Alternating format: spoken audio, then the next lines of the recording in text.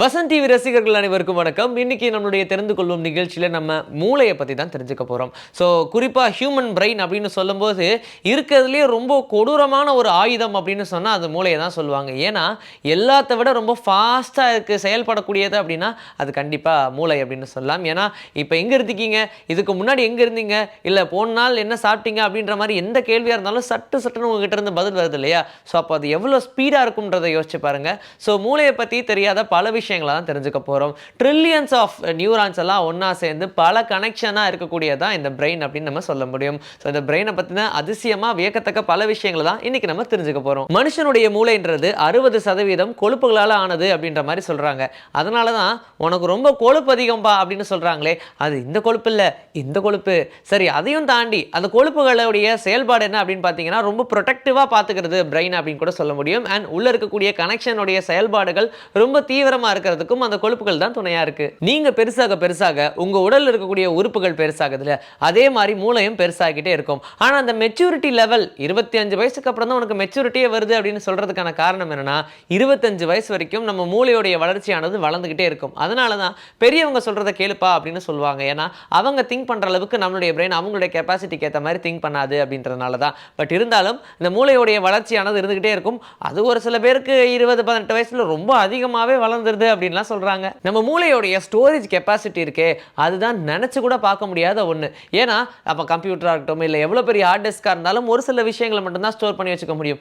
ஆனால் இன்னும் ஒரு சில பேர் பார்த்தீங்கன்னா நிறைய விஷயங்களை ஸ்டோர் பண்ணி வச்சுருப்பாங்க.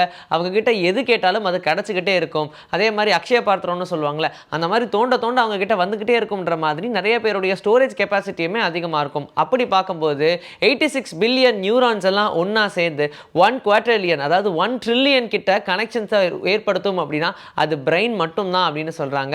அண்ட் அந்த கம்யூனிகேஷன், அந்த கனெக்டிவிட்டி தான் நம்மளுடைய ஸ்டோரேஜுக்கு ரொம்ப ரொம்ப முக்கியமாக இருக்குது. இதையும் தாண்டி நம்ம சொல்ல வேண்டிய விஷயம் என்னென்னா அல்சைமர்ஸ் நோய் அப்படின்னு ஒன்று சொல்லுவாங்க இல்லையா, அதுதாங்க. நிறைய பேர் வந்து வெளியே போகும்போது நிறைய விஷயங்களை மறந்துடுவாங்க, சாவி அங்கே வச்சுட்டு போகிறது, இல்லை ஒரு சில விஷயங்கள் திடீர்னு மறந்துடுறது, சடனாக மறக்கிறது, இந்த மாதிரியான விஷயங்கள்லாம் அல்சைமர்ஸ்ன்னு சொல்லுவாங்களே. அந்த அல்சைமர் நோயும் இந்த கனெக்ஷன் விட்டு போனால் மட்டுமே தான் வரும். ஸோ அதுதான் அல்சைமர் டிசீஸ் அப்படின்னு சொல்கிறாங்க. பட் இருந்தாலும் நம்மளுடைய மூளையை பார்க்கும்போது நிஜமாக வியப்பாக தான் இருக்குது. மூளையோடைய வேகம் 268 மைல் ஸ்பீடில் இருக்கும் அப்படின்னு சொல்கிறாங்க.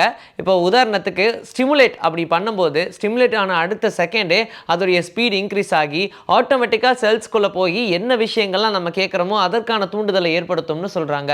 அதான் நம்ம முன்னாடியே சொன்ன மாதிரி நேற்று காலையில் என்ன சாப்பிட்டீங்க, இதே தேதியில் போன வருஷம் எங்கே இருந்தீங்க அப்படிலாம் கேட்கும்போது அது மறக்க முடியாத சம்பவமாக இருந்துச்சு அப்படின்னா உங்களுடைய பிரெயின் ஞாபகம் வச்சுக்குது.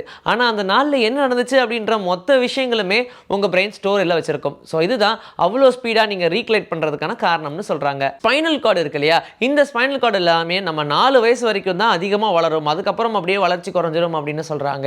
அண்ட் இந்த ஸ்பைனல் கார்டு மட்டுமே தான் பிரெயின் நம்மளுடைய உடலை எப்படி வந்து செயல்படுத்தணும் அப்படின்னு சொல்லுது. ஸ்பைனல் கார்டுக்கும் பிரெயினுக்கும் இருக்கக்கூடிய அந்த நர்வ் சிஸ்டம் தான் நம்மளுடைய உடலுடைய செயல்பாட்டுக்கு எல்லாத்துக்கும் காரணம். இந்த விரலா செய்கிறது, என் கை தூக்கணும்னு நினைக்கிறது, இது எல்லாமே கான்ஸ்டண்ட்டாக ஒரே டைமில் என்னால் செய்ய முடியுது அப்படின்னா அதுக்கு பிரெயினும் ஸ்பைனல் கார்டும் கணக்கில் இருக்கிறது தான் காரணம். மனுஷனுடைய மூளை 10% தான் பயன்படுத்தப்படுது. அது உண்மையா அப்படின்னு கேட்டால் அது கிடையாது, மித் அப்படின்னு சொல்கிறாங்க. லூசி படம் நம்ம பார்க்கும்போது அதில் வெறும் 10% தான் யூஸ் பண்ணுவாங்கன்னு சொல்லுவாங்களே, மீதி 90% யூஸ் பண்ணுறது இல்லை. இன்கேஸ் 100 லெவல் ரீச் ஆகும்போது மனுஷனுடைய மூளை அதீத சக்தியாக இருக்கும் அப்படின்ற மாதிரி தான் சொல்லுவாங்க. பட் அது எல்லாமே சுத்தம் போய் மித் அப்படின்னு சொல்கிறாங்க. நியூராலஜிஸ்ட் சொல்கிறது என்ன அப்படின்னா, நம்ம தூங்கிட்டு இருக்கும் போது கூட நம்மளுடைய பிரெயின் ஆக்டிவில் தான் இருக்கும். நம்ம பிரெயினுடைய ஹோல் திங்கையுமே பயன்படுத்துகிறோம், 10% மட்டும் கிடையாது அப்படின்னு சொல்கிறாங்க. அண்ட் இதுலேயும் குறிப்பாக நம்ம நோட் பண்ண வேண்டியது என்னென்னா, தூங்கிட்டு இருக்கும்போது கனவெல்லாம் வருது இல்லையா, அப்படி இருக்கும்போது இந்த பிரெயின் தூங்குறதே கிடையாது, எப்பவுமே ஆக்டிவ்ல தான் இருக்குது அப்படின்னு சொல்கிறாங்க. ஆண்கள் எல்லாருமே கொஞ்சம் சந்தோஷப்படணுங்க. ஏன்னா பெண்களை விட ஆண்களுக்கு மூளை ரொம்ப பெருசு அப்படின்னு சொல்கிறாங்க. இதுலேயும் அதோடைய வெயிட் எவ்வளோ இருக்கும் அப்படின்னு பார்த்தோம்னா 3 பவுண்ட் வரைக்கும் இருக்கும் வெயிட் அப்படின்னு சொல்கிறாங்க. ஸோ அதனால் ஆண்கள் எல்லாருமே பெருமைப்படணும். ஆனால் மூளை யாருக்கு இருக்குது அப்படின்னு யோசிக்கும் போது கொஞ்சம் டவுட்டாக தான் இருக்குது. ஹியூமனோடைய பிரெயின் 23 வாட்ஸ் பவரை வந்து ஜென்ரேட் பண்ண முடியும் அப்படின்னு சொல்கிறாங்க. ஏன்னா அந்த பவர் அப்படின்ற விஷயம் நம்ம செல்ஸை ஸ்டிமுலேட் பண்ணுறதுக்காக யூஸ் பண்ணக்கூடிய ஒரு பவர் தான். நம்ம எங்கே இருக்கோம், என்ன பண்ணுறோம், என்னென்ன பண்ணணும் அப்படின்ற செயல்பாடுகள் எல்லாத்துக்குமே காரணமாக இருக்குது. அப்படி இருக்கும்போது இந்த பிரெயின் கிட்டத்தட்ட 23 வாட்ஸ் பவரை ப்ரொடியூஸ் பண்ணக்கூடியது அப்படின்ற லெவலில் சொல்கிறாங்க. அப்படி பார்க்கும்போது நம்மளாம் ஒரு பவர்ஃபுல் பீப்புள். எனிவேஸ், இன்னைக்கு நம்மளுடைய தெரிந்து கொள்வோம் நிகழ்ச்சியில் நம்ம பிரெயினை பற்றி நிறைய விஷயங்களை தெரிஞ்சுக்கிட்டோம். இதே மாதிரி ஒரு சூப்பரான நிகழ்ச்சியில் உங்களை நான் வந்து சந்திக்கிறேன். This is bye from Vijay Sri. Take care.